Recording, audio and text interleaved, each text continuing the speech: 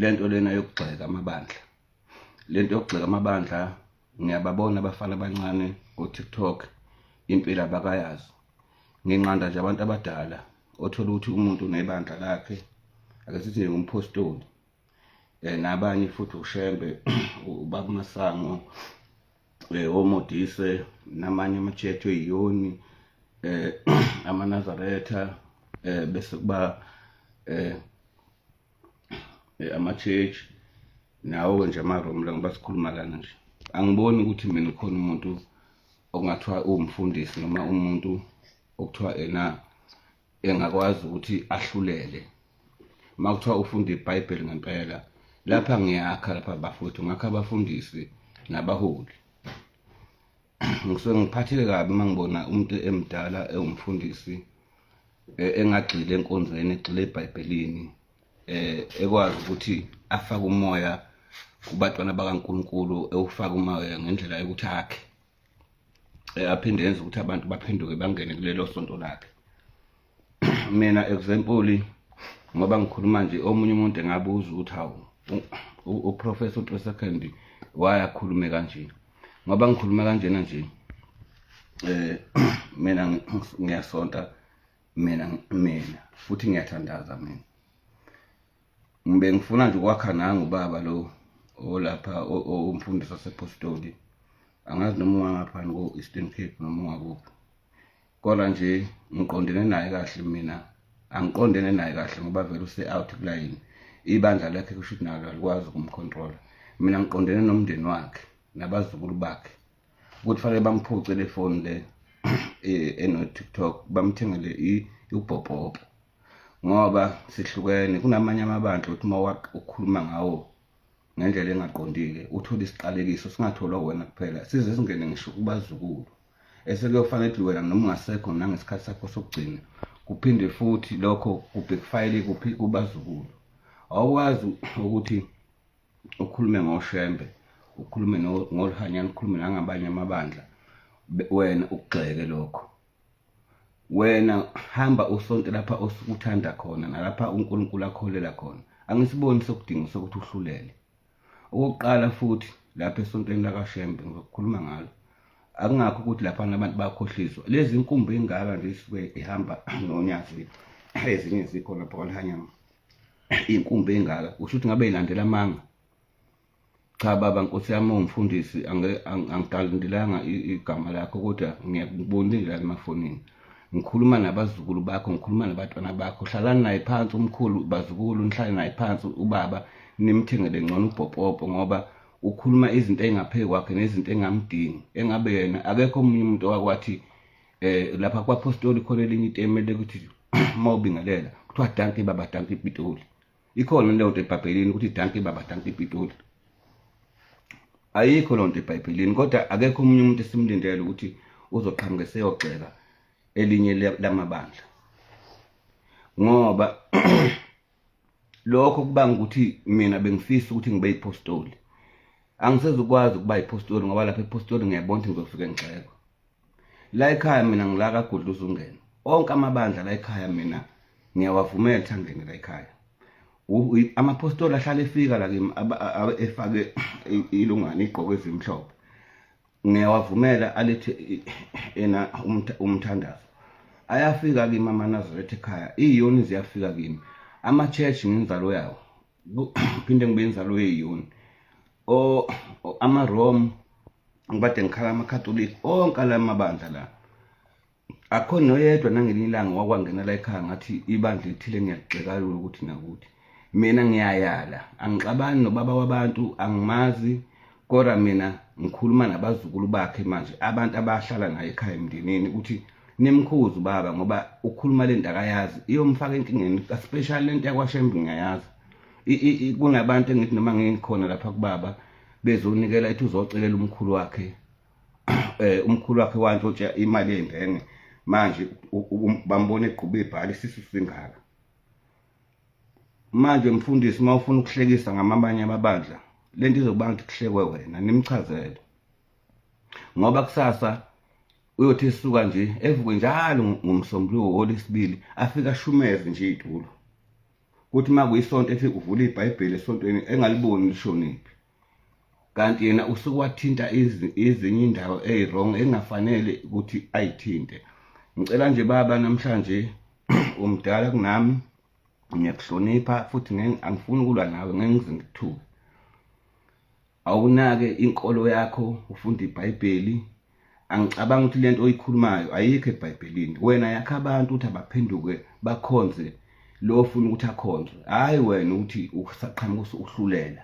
Leyo nto izokuvimba ezulwini. Mawuthi nje olhanya oshembe ngeke bangene ezulwini, mawufica sesiphakathi ke thina ke wena usungale ngaphandle, sothini kuwo?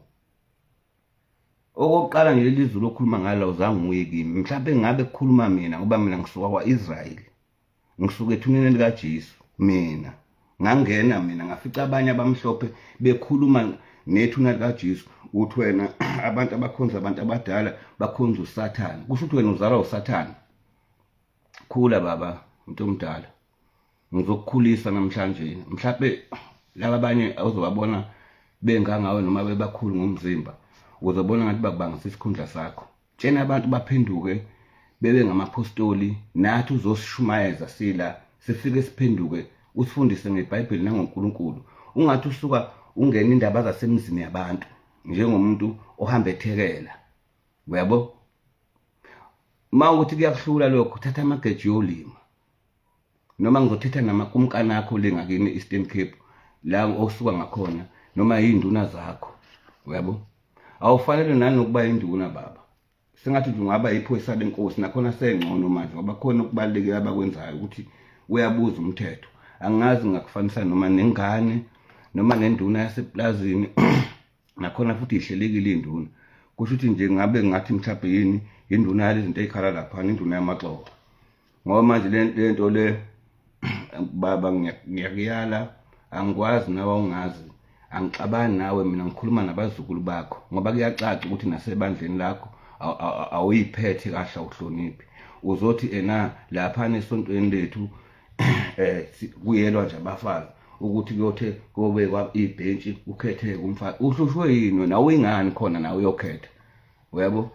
Wena mawufuna ukungena kwaShembe gqoka umNazaretha, siyokwemukela thina ngoba udukile. Sifuna kuphela ukuthi sikuqondise, sikufundise. Mina ngifike kwaIsrael baba, emfundisi wase epostoli. Ngafika kwaIsrael kunendawo umhubhe, ufike uyumhubhe nje le ndawo. Ngangena kuyo mangidlule eGolgotha. Ungena kuyo udlule eGolgotha bese uya lapha okuthiwa eJericho. Lapho kuthiwa kwawa khona indonga zeJericho. Ngafika mina ngayibamba ngelungano ngezandla. Lapho kufike kuthandazwe khona ugqokiswe lesi sigqoko. Uza kulomhubhe lo, mawusufika sizongena la kunethuna khona likaJesu.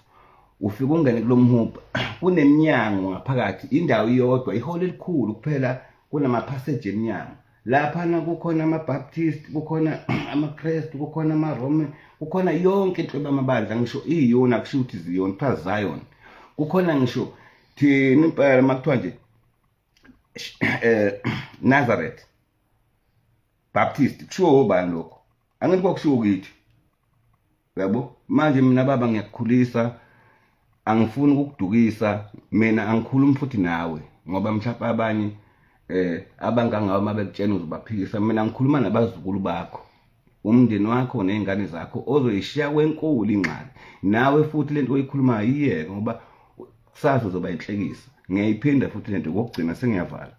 Uzovuka njalo ekuseni kwesinye isikhathi uhambe ushumayela itulo abantu ukuthi ngesonto ukuthi sebekhona abantu ufunda iBhayibheli liphele ezandleni iBhayibheli ungaliboni, usubuka ngabantu kanjalo. Awusacabanga ukuthi uthinte lapho kungafanele uthinte khona. Uyabona nje futhi baba ngiyacela, uyabona mawudlalela esihluleleni uphinde udlalele nakulezi inkolo esikuzo. Ayi baba Nkosi yami, usugibela endlini yesonto amakhulu ethandaza, ngiyacela isiqale kusenzima kabi lento yakwaShembe, ungadlaleli uyumlilo. Nabo nje obabulihanyana abanaqala kuwe, omodisi abazange befike becele ngisho umnikelo kuwo. Mawufuna iminikelo sicele thina, ukhiphe i-account usho ukuthi nayi indlala zizokufakela. Indlala ingakubangela ulaka lokuthi ugxeka abanye abantu ube nemoya ukuthi makuphuma nje umnyanzi lapha limbatha intaba vele bemhlophe intaba. Ungathi amanga lawa alandelwayo wena thina bo professor. Mina ngitshena mina ngisuka kwa-Israel. Kusho mina-ke engifika lapha lo uJesu lona owena othandwazayo, owena okhona ngisho eBhayibhelini. Hayi ukuthi lento ngoba ngikhuluma ngayo nje. Mina ngisuka khona, hayi lokho kuthiwa zingane zikuthiwa baya-theorize lutho. Mina face to face leyo ndawo leyo wena uzange ufike. Usuqhamuka uyagxeka. Awazi ukuthi uwodwa umnyango. Nasezulwini awuzange ufike. Baba, bengiphethwe umkhuhlane, ake ngiphinde ngikhwehlele kanye. Kuthe ngelinye ilanga omakhelwana bami lapha engikhona ekhaya bashumayela ngami laba beyipika. Bathi betshena bazalwane bathi uyobona imoto seyidunise lapha kwa-3 second bayokhonza umuntu. Ngababiza mina abafundisi, bayangibona nje laba bafundisi. Elinye ibandla labo lapha kwaNgulizane elikhulu, omunye lomfundisi wangaphenyakatho, omunye sehlala ngayo. Bathi ngihlezi lapha ngiphumulele lapha ekhaya liyashisa ilanga, nami ngilalela inkolo ngoba inkolo angigxeki, ngiyangithanda ukuthi yonke intshumayelo ngiyilalele ngiyithathe lokho okuzongisiza.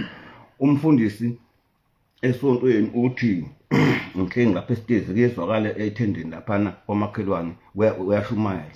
Uthi ubona imoto sedunise lapha kwa-3 seconds yokhonza umuntu.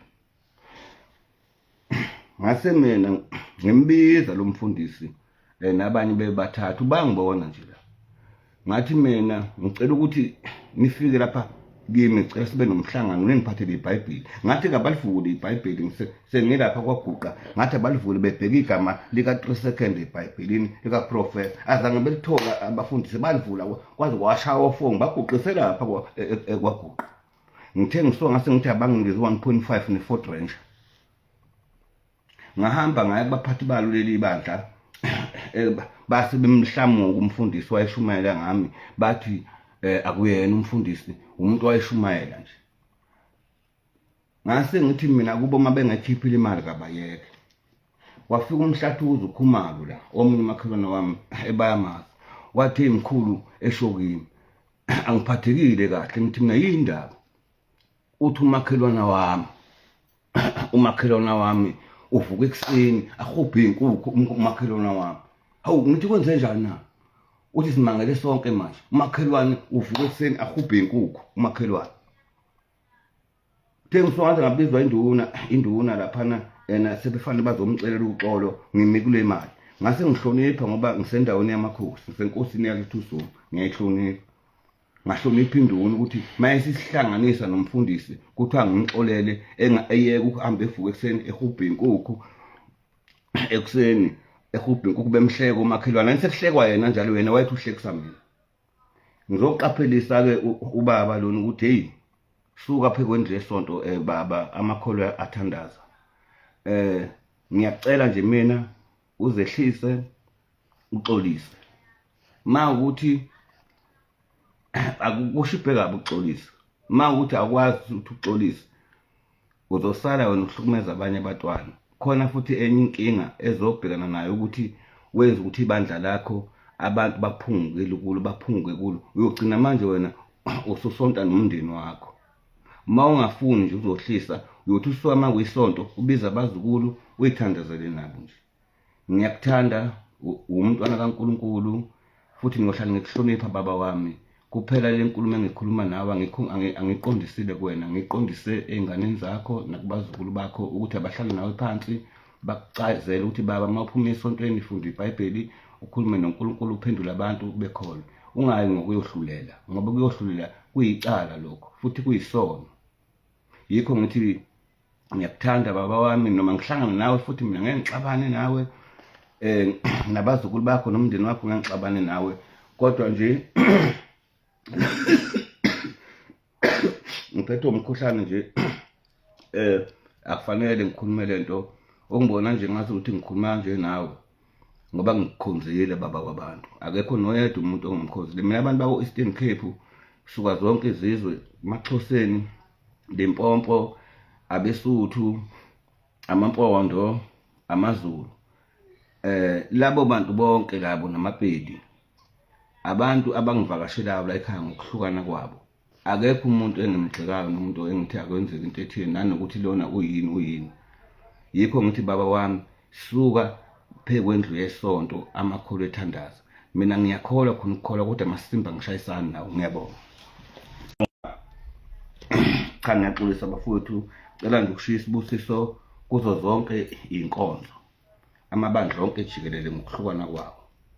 Ngiphinde futhi ngicelela abasemsebenzini kumanje ukuthi basebenze kahle lapha abakhona, abangasebenzi bathole umsebenzi, abasemabhizinisini amabhizinisini abo akwazi ukuphakama, abasembonini yezokuthutha besilokhu sikhulekile-ke kungala maholidi ukuthi iy'ngozi zingaveli.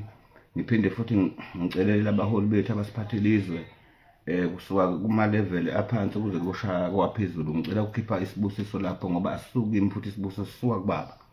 Bese ngiphinde ngicelela ukuthi ngikhiphe isibusiso kakhulukazi ey'nganeni zethu ey'fundayo, isikole ey'funda ey'qaphele zivikeleke futhi ngisho emgwaqeni kulezi zimo esiy'bonayo manje ukuthi iy'ngane beziya esikoleni sey'velelwa zingozi.